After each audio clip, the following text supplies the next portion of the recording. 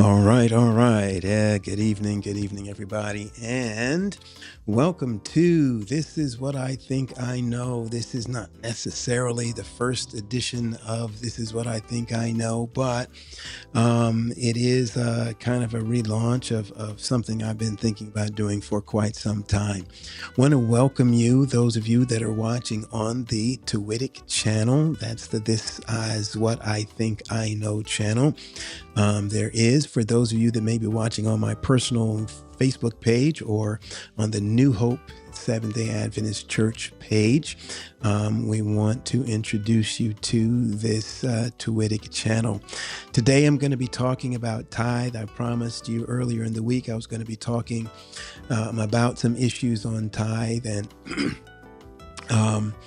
some real fascinating questions. It's funny that ever since I mentioned that, my Facebook feed, not my Facebook, my YouTube feed, whenever I open it up now, and I'm just inundated with all kinds of little independent ministry videos and other videos that are affecting our church, at least Seventh-day Adventist Church, impacting it when it comes to the issue of tithe. We've got a situation where our church and just the church at large, whether it's Seventh-day Adventist Church or any other churches, we are just all over the map right now when it comes to tithe and understanding some of the issues with tithe. And here's one of the things that I'm finding.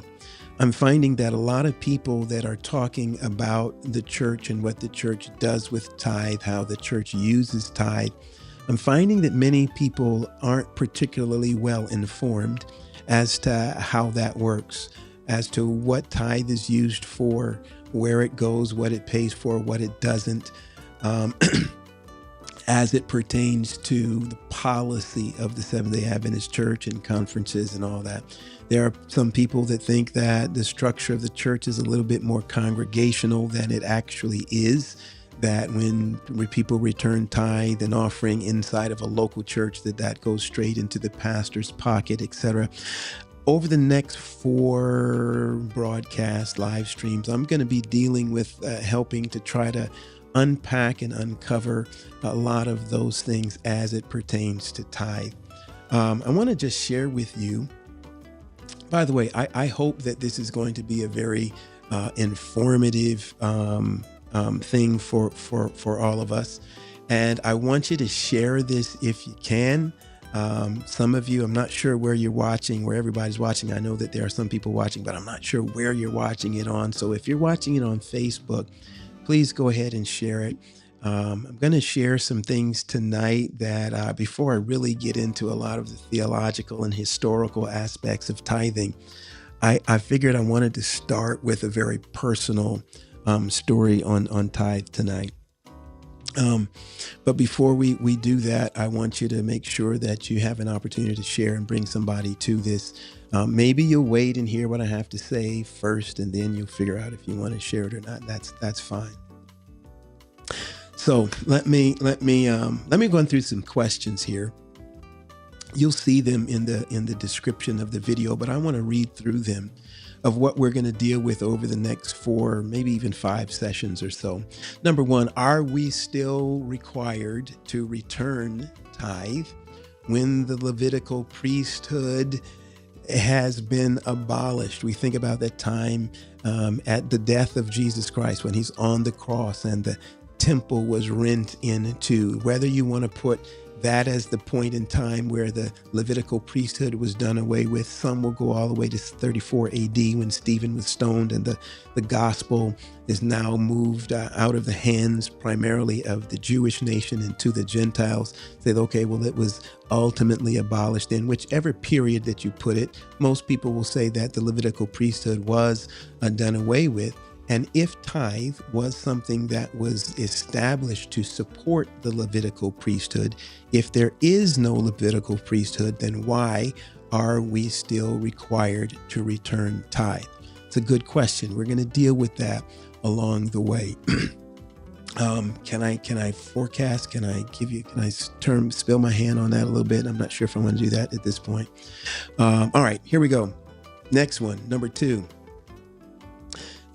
And by the way, let me know if you're watching. I need to know if you're there and what your who's watching, where you're watching from. So just maybe put something in the chat. Let me know that you're there. But question number 2, just because tithe, get this one a lot, just because tithe in the Old Testament, in the Bible, an offering wasn't necessarily always money in terms of cash, currency, can it be money now? I often will hear people say that tithe and offering was never cash. And so what we're doing now in returning tithe and offering in nickels and dimes and quarters and dollars and checks and all that's unbiblical, because we should supposed to be giving the first fruits of our increase, which in the Bible times were things like your harvest from your farming and a very agrarian culture and society. So it was either first fruits of your flocks or first fruits of your herds or first fruits of your farming. So why aren't we doing that now? So that's a question. It seems a little interesting, but that would be a thing. But it is, to be fair, it is. That's a legitimate question that I think a lot of people sincerely have. And so we're going to deal with that as well. Hey, there's Bible Truth 7:7, and good to see you, Elder. All right. Question number 3, and this is the good one. This is the big one that everybody wants to ask. Where exactly is the storehouse? If you're like me, you grew up in the Seventh-day Adventist church, and every single weekend, every time you go to church, you hear somebody get up and say, bring ye all the tithes into the storehouse, that there may be meat in my house. And so people have asked, yeah, okay, I believe what the Bible says, bring ye the tithes into the storehouse. But then people will ask, where is the storehouse? Because people is this church, the local church that I'm in, is that the storehouse? We're going to deal with that as well. And you're going to see from some of the other questions why people want to know the answer to that question. And again, it is a very legitimate question. It's a simple answer, just by process of analyzing what the Bible says, reading what the Bible, you don't have to analyze it, just read it, what it says, and then trying to figure out, well, then what's analogous to that today? So that's the process, part of the process that we're going to use to establish where is the warehouse. Number 4, oh boy, we get this one a lot too. What if my conference or my church is just really, really horrible, bad at handling money and consistently seems to make bad financial decisions? Anybody ever felt like your church was like that? Like, we make bad investments, we make bad decisions. We got people who don't know what they're doing. They don't understand accounting. They don't understand how the money works. And oftentimes, in our church, we've got people way on the left and way on the right. This is kind of that centrist group. They're not making their questions about tithe aren't as much theological as they are practical or pragmatic in this case. And we have that. We have people who have theological issues with tithe, whether they're on the left or whether they're on the right, tithe and offering. But then here's this group in the middle that's kind of pragmatic about it. And it's like, the tithe isn't being used effectively. It's not being used efficiently. We could do so much better. And so there are people who may believe in tithing, but they say, until we get better at this, I feel like I'm just throwing my money away. I feel like I'm just wasting the money. So I'm just going to hold it until they get a little bit better. So we're going to take a look at that as well. And then what's the next one? What if my conference or my church? Okay, I don't see the numbers on my screen, but the next question is, what if my conference and its pastors are just really corrupt and seem to consistently condone or promote people, events, and ideologies that are inconsistent with Bible truth and the counsel from inspiration? I know my church family will know what I mean when I say counsels from inspiration. Some of us call it the spirit of prophecy, the writings of Ellen White. What if my conference and my church, they're not living up to this? These pastors that this tithe is going to pay, what if they're just not doing the right thing? This is a theological issue or question about tithe, where people feel like, I cannot support or condone with my money the things that I see happening. There seems to be a lot of apostasy, things that are happening in the church that should not be happening. Those of you who have been keeping your ear to the ground, you've been seeing things like there are people who are questioning because the general conference of our church would not grant a letter of, what's the word I'm looking for, of religious exemption for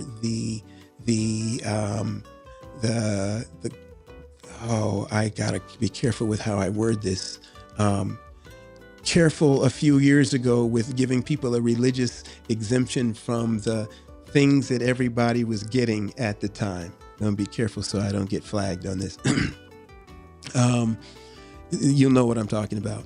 That was a grave sin. That was the church bending to Caesar. That was the church bowing to even the Vatican. I've heard somehow it's connected to the Vatican. Somehow it's connected to a total oppression of the liberty of conscience for people. And so if that's happening, then why would I send my tithe to a conference or a church like that? So that we're going to deal with that.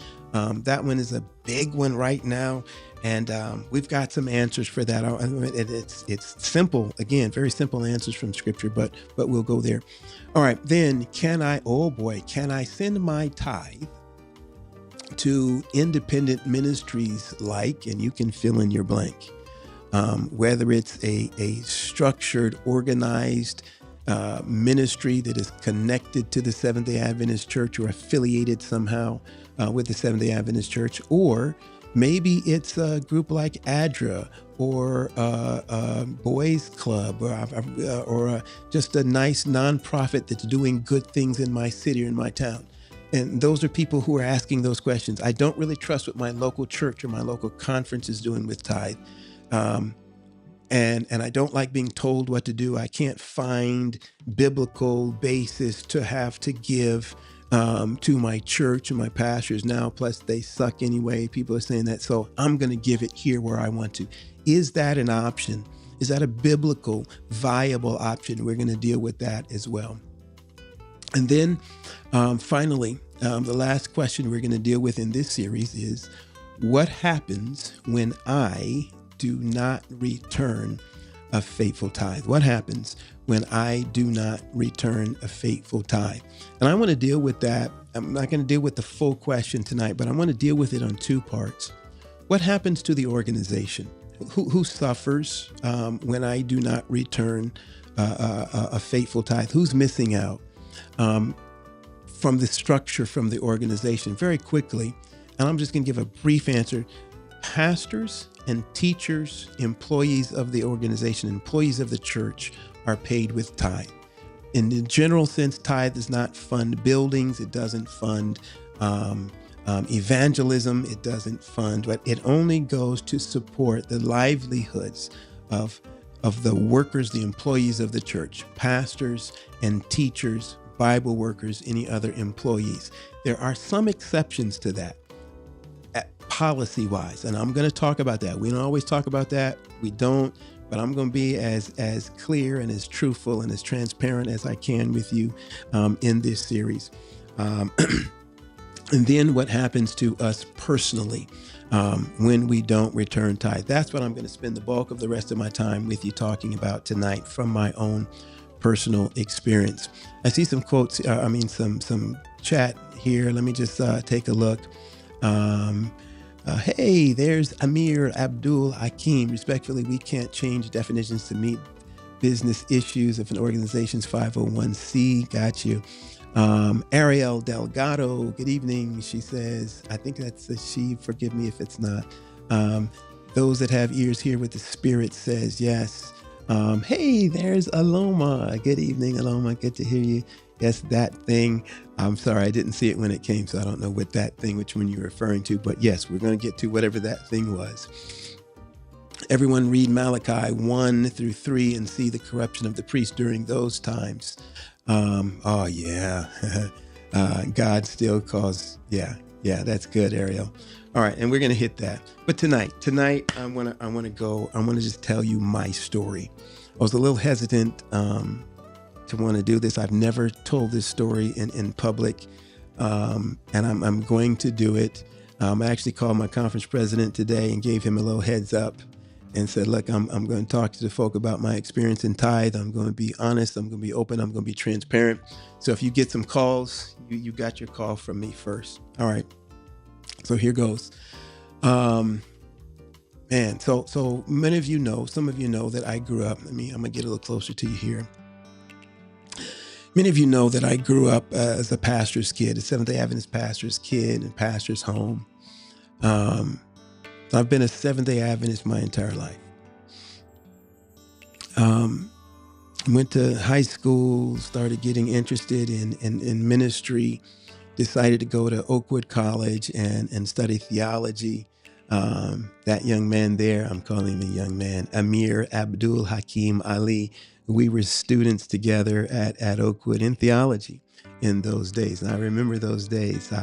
He went by another name then, but he was an assistant dean there in the dorm, and just appreciated the time that we had together there. But as I was there, graduated, went on to Andrews University, got hired by Southeastern Conference, and then began pastoring. I found that in those days, even early days, as a student, and then even as a hired pastor, employee of the denomination, that I would get our little tithe receipts at the end of the year. Some of you that are part of the church, you know, the treasury always gives a tithe receipts.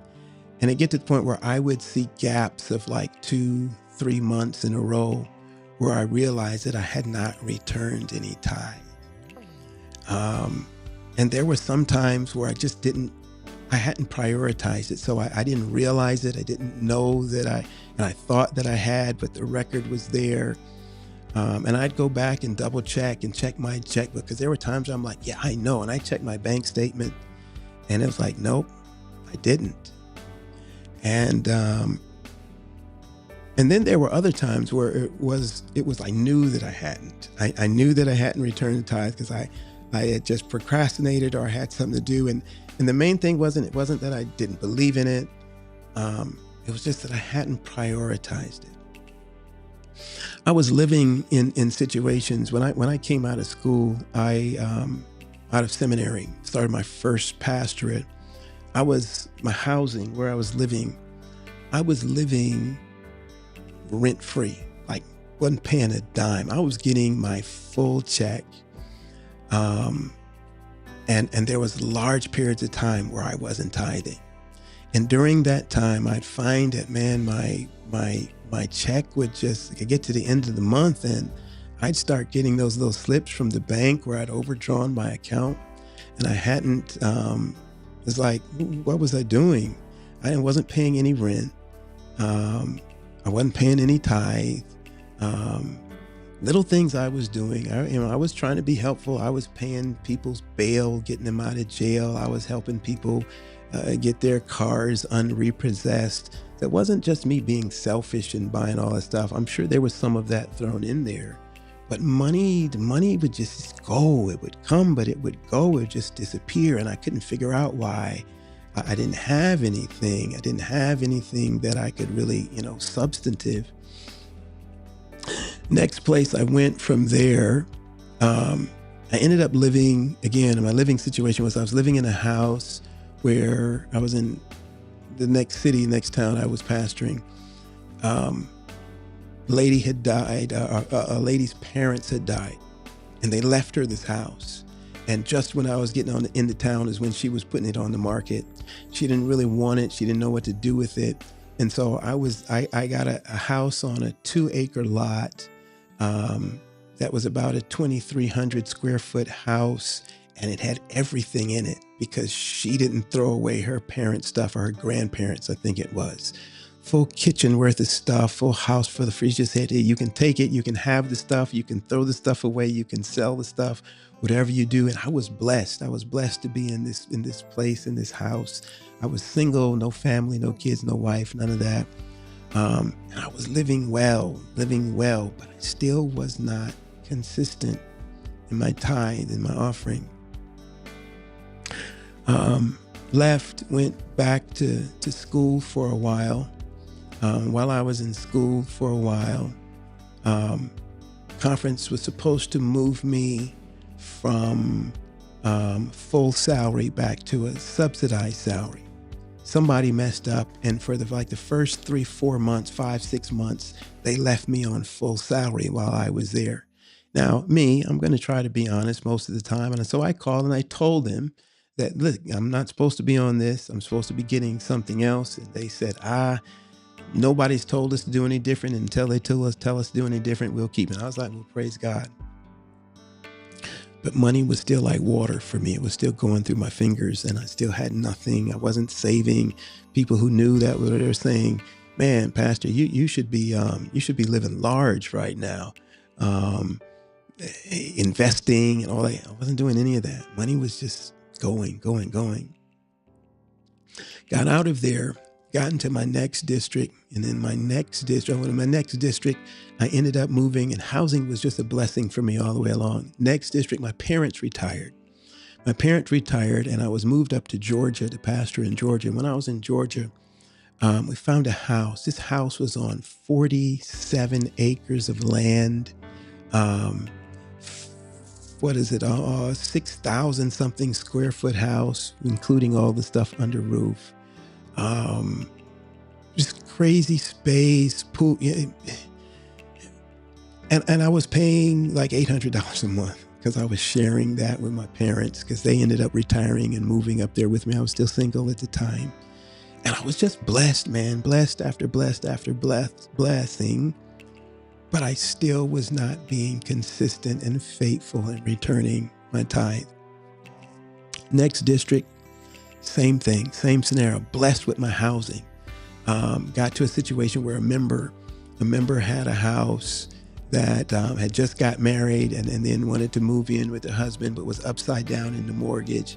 I think the first offer was, and it was like a new construction house. Again, like a 2,100 or 2,300 square foot house, new construction, nice community, all of that. Initially was saying to charge me like $500 a month. It's like, great, wonderful. But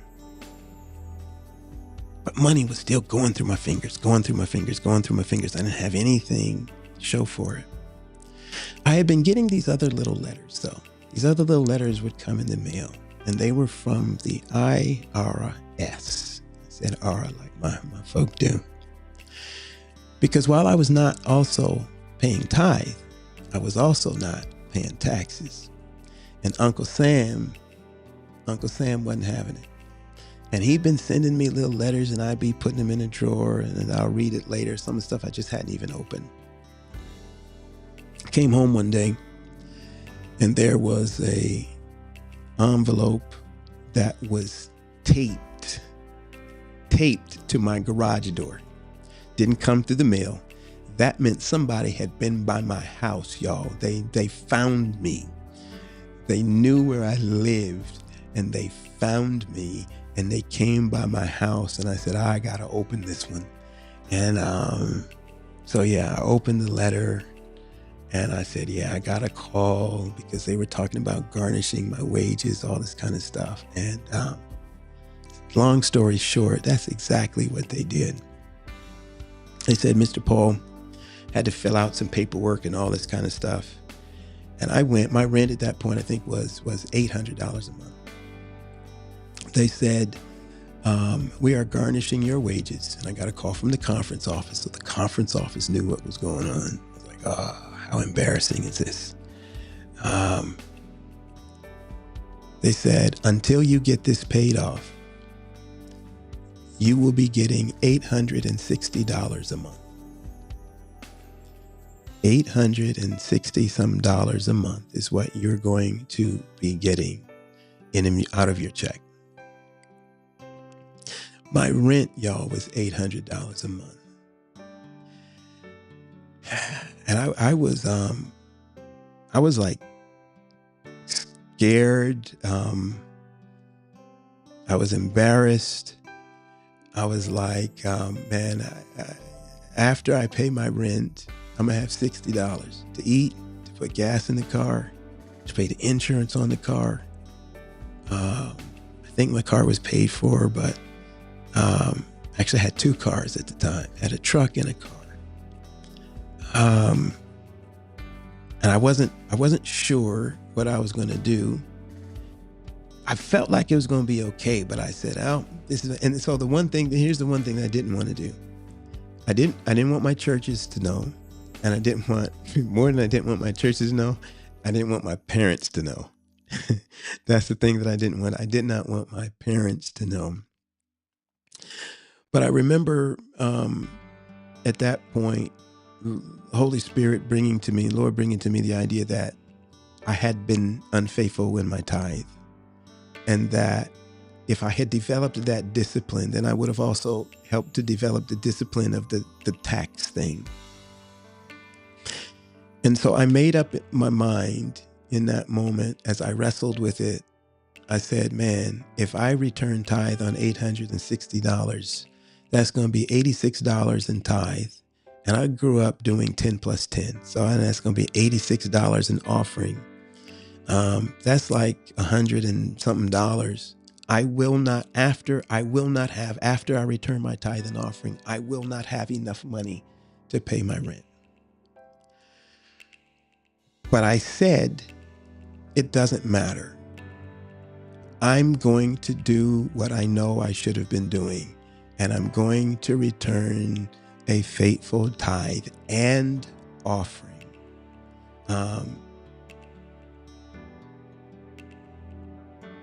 So I, and the funny thing was that week that I had that conversation with that tax guy, I was preaching a series at my church. I was in the middle of a series, and I was preaching the story of Elijah. That was the series was on Elijah. And that particular day, the part in the narrative of the story that I'd gotten to was the story of the widow who had the barrel of flour that never went dry and the cruse of oil that kept being filled up day after day after day. I knew I was going to the church to preach that story, and I just could not stomach the idea of, in spite of my current situation, I couldn't stomach the idea of preaching to them about God's faithfulness when I had not been willing to try him in it. And so I made up my mind that no matter the consequences, that I was going to go ahead and pay that tithe, return that tithe and that offering first, and leave the results with God. I went to church that night and I preached that sermon. As I was at the door, people were coming out. A guy comes through line. He was a guy that people used to call him a shepherd's rod. He would come to the church. Shepherd's rods typically are always, if you know anything about shepherd's rods are the ones who are always standing outside of Adventist churches saying, with signs saying, your preacher is lying to you. That's kind of the thing that I had about. So they're very anti-preacher.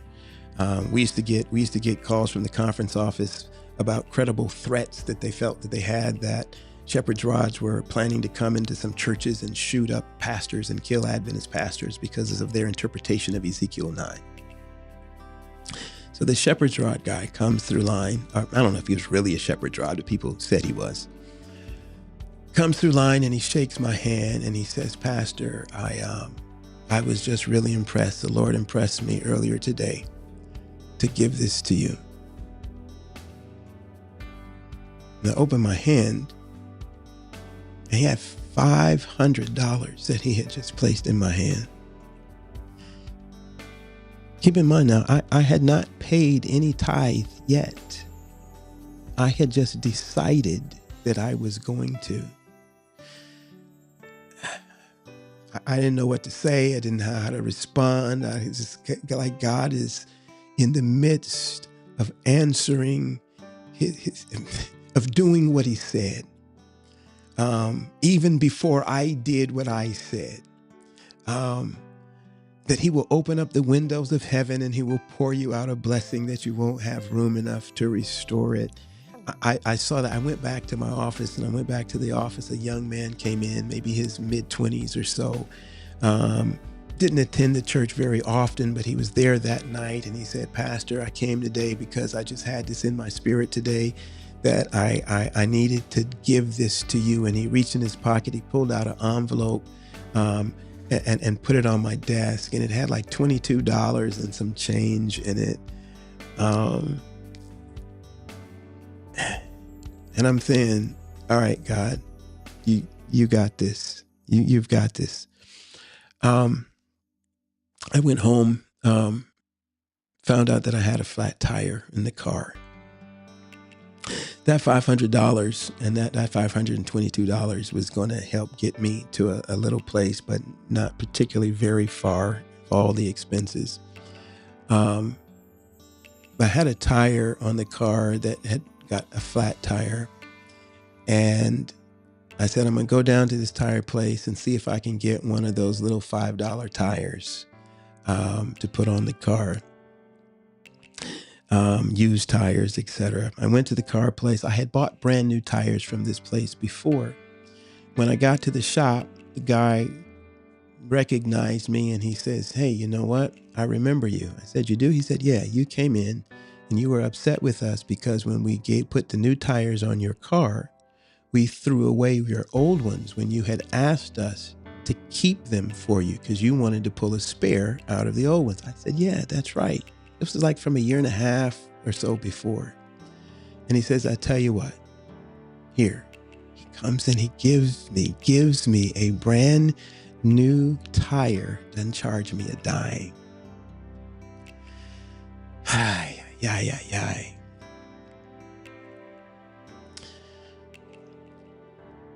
I had found some guys in one of my churches or near one of my churches that were out of work, and they'd gotten kicked out of their apartment. They were living on the street. They needed somewhere to stay. And I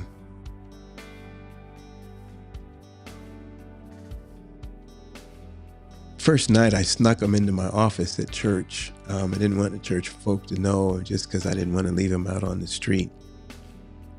And I let them sleep in my office. I knew I couldn't keep that up, and so I eventually brought them home to my house. My hot water had been shut off. It was gas. I didn't have any hot water. But for the next 4 months or so, on $800 a month, y'all, $860 a month, the Lord not only found a way to sustain me,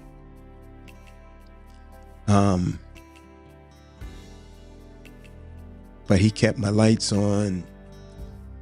He kept me fed. He kept these two basically strangers off the street fed and housed and clothed. I remember my landlord one month came to me and said, "Pastor," and by the way, the only people I told about my situation was the two treasurers at my churches, because I knew they were going to see a difference in what was going on. As embarrassing as that was, I needed to explain to them why they were only seeing what they were going to be seeing from me coming in and tithing offering. And I made sure that I had to beg them not to share or tell anybody else. I didn't tell anybody else but them. Those were the only two other people who I told at that time about them.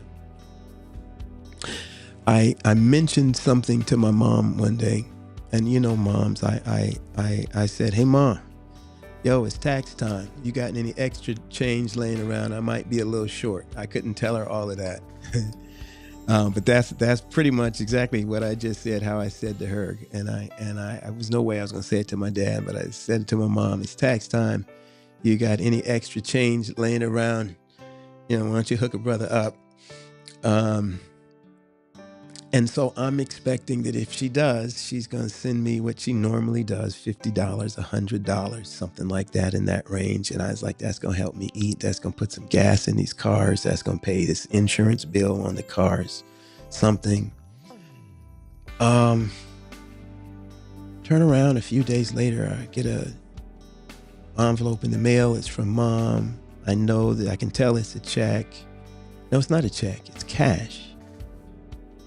$2,000 Mom sends. I'm like, wait a minute. I didn't tell her what was.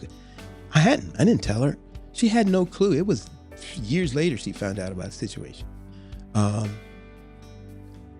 somehow the Lord had impressed her that her son needed.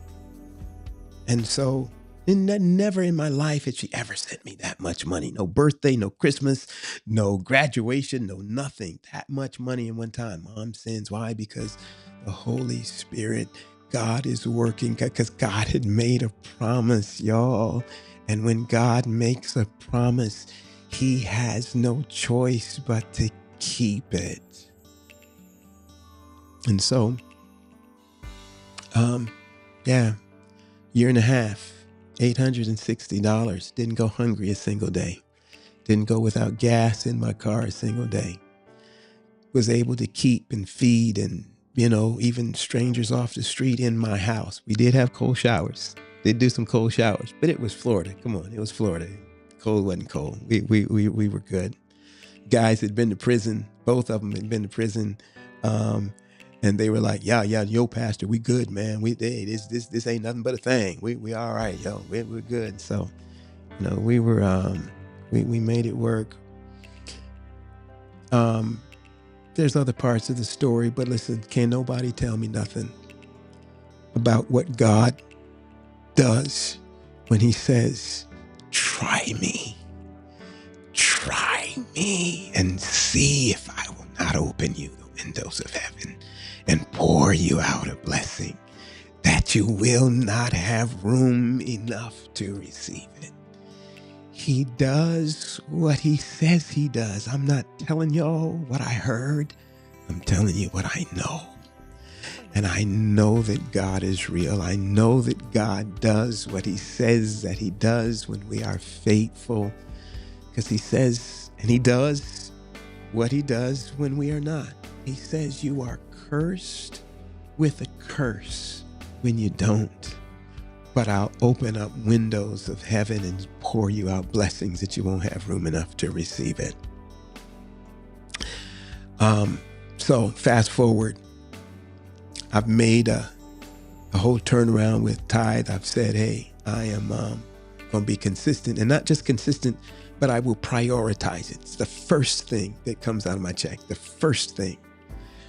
I went through this time where I was trying to rationalize, why do preachers have to pay tithe? If all the tithe is coming to preachers anyway, then what's the point? It's just, I was trying to do the math, saying, okay, if they're giving 10% and then I put in 10%, but that 10% still comes back to me, aren't I still just getting the same amount? And I was trying to rationalize it. I said, stop it.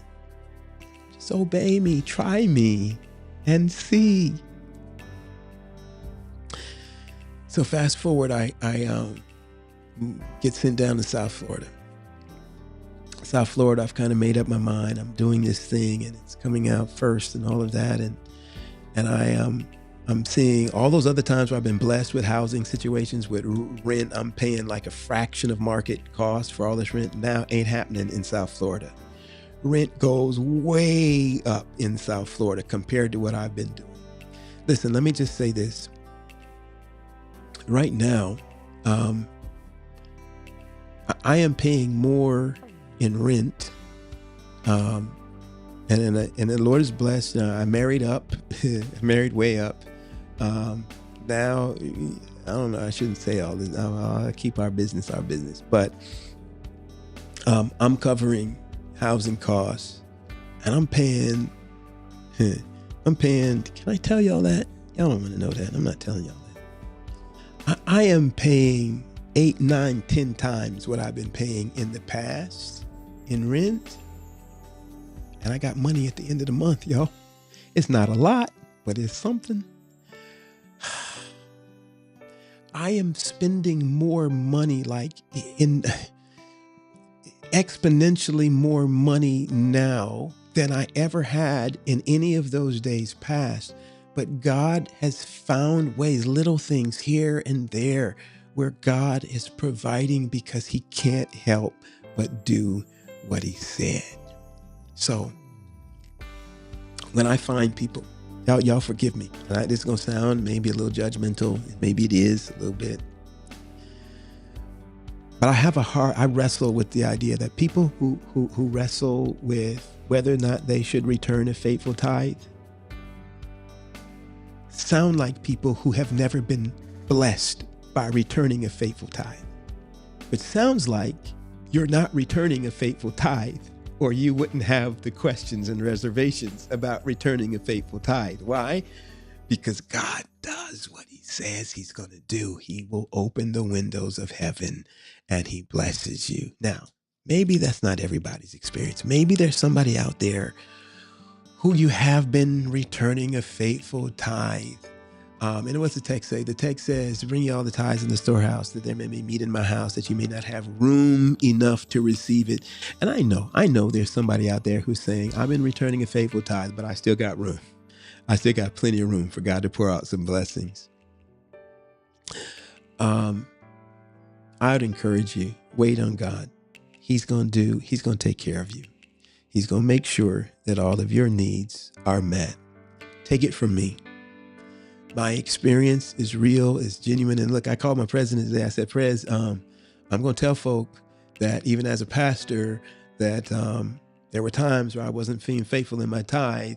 And there are going to be some folk who are saying, why did they keep that man hired? They should have fired him because that's, breaking the baptismal vow. That's should be a condition of employment, et cetera, et cetera. So if y'all want to do that, feel free, go ahead.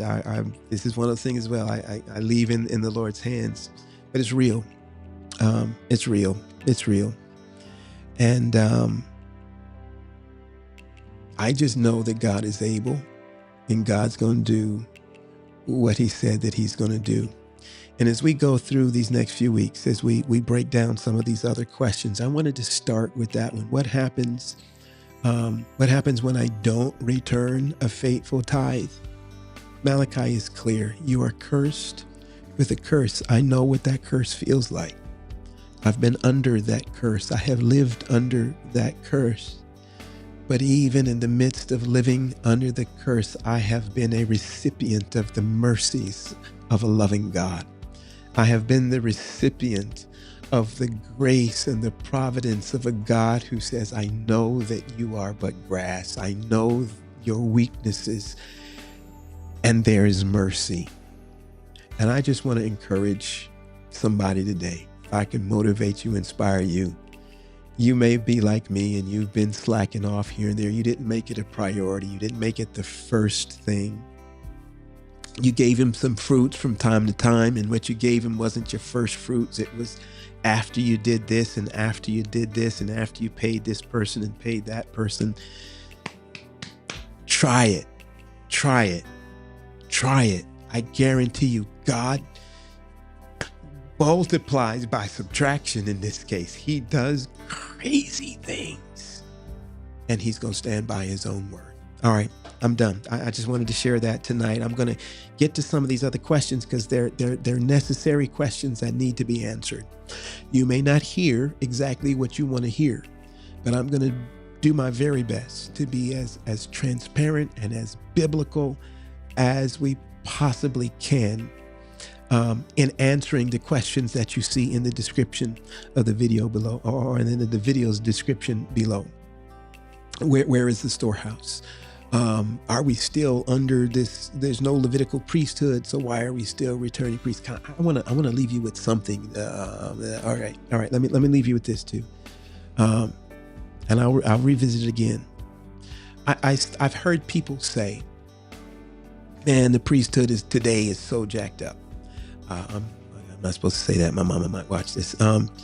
Priesthood is so the church is so deep into apostasy. We've been hearing stuff about conferences and conference presidents and, speaking in tongues and all these other little movements and stuff going on. We've been hearing all of this and saying we can't return tithe because the church is more corrupt now than it's ever been. And I'm sitting here scratching my head. I'm like, church is more corrupt now than it's ever been? Listen, I'm a pastor's kid. I grew up around a whole bunch of preachers and stuff. I know that there's mess that goes on in the church, structurally, organizationally, personally, among pastors and clergy. People too. We are. I get that. No argument from me on that. But the worst it's ever been, check this out. Here's Exodus chapter 28. Take a look at it when you get a chance. And I'll go over this in detail on another video. Exodus chapter 28. Moses is just led the children of Israel out of Egypt.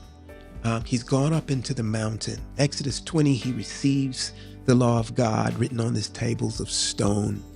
By the time you get to chapter 28, Moses is up in the mountain again, and God is talking to him, and he's giving him very specific instructions about what to do with Aaron. Take your brother Aaron, and I want you to appoint him, to ordain him to be the high priest over the nation.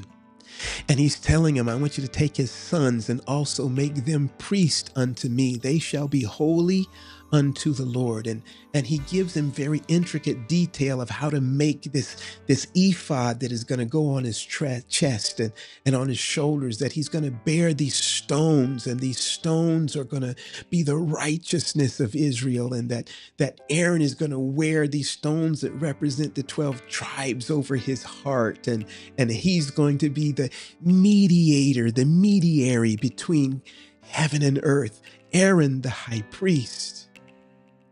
Exodus 28. Y'all remember what Aaron was doing at that same time? At the same time that God is talking to Moses in the mount, telling Moses to go down from the mount and to ordain his brother to be the high priest, his brother is down at the base of the mountain getting all the people's jewelry, and he's smelting it, and he is fashioning it into a golden calf.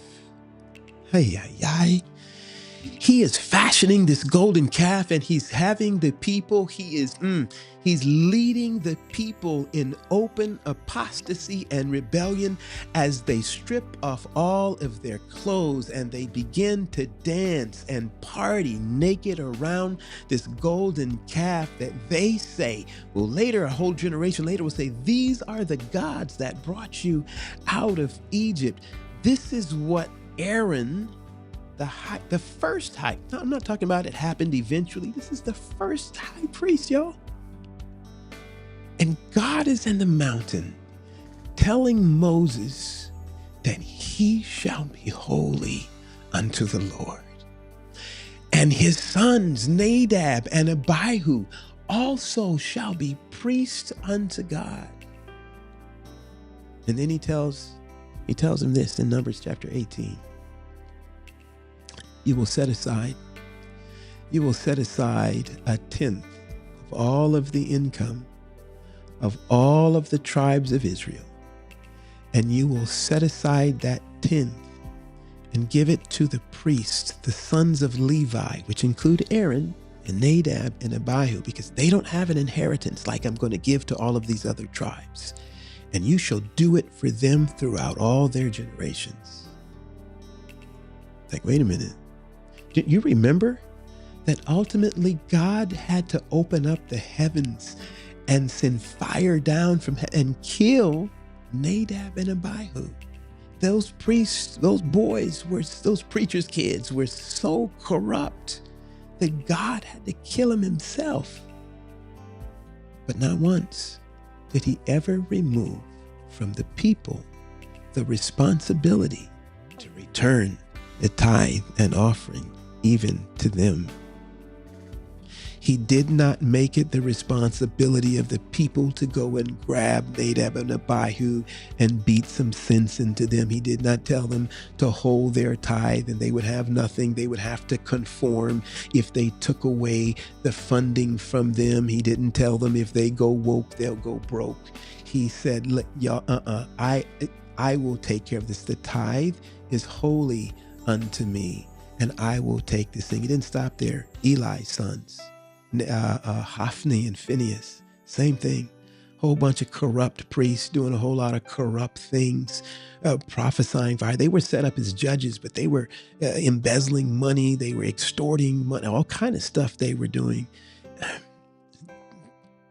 Samuel's boys, same thing. What were their names? Samuel's kids. I just had them written down somewhere. Joel and Joel and was it Abijah? Anyway, I'll look that up. I have it next time. This is the one time that the people decided to do something about the corruption, about the apostasy that they saw happening among the priesthood. The one time that we see the people saying, we're going to address this ourselves. And what did they do? They went to Samuel and they said, Samuel, your boys are acting up. They are cutting the fool. They are jacking this thing up so bad. What did they say? Give us a king. Give us a king. We want a king. We want to solve this issue for ourselves. We want to solve this issue that God has been handling himself all this time. We want to fix it ourselves. So this is what you need to do. Move them out of leadership and give us a king. And we see how that turned out. God says, all right, fine. If that's what they want to do. But know this, that when you have a king, he will be like the kings of the other nations. He will take your sons and he will have them die, shed their blood in his wars for his reasons. He will take your daughters. He will make them cooks and bakers. He will make them do all kinds of things that are outside of what they should be. And he's going to demoralize and diminish them. He's going to use them for all kinds of things that you never would have imagined. If you want to try to handle it yourself, go ahead and handle it yourself and see where it gets you. But God says, I'm going to take this thing and I will handle it myself. We're going to talk about that a little bit more. We're going to go over this. But listen, I want to leave you just with the thing of this. And God, just try him. When we try him and we trust him, he will come through. That's it. Try him, trust him, he will come through. I'll see y'all next time. Have a good night.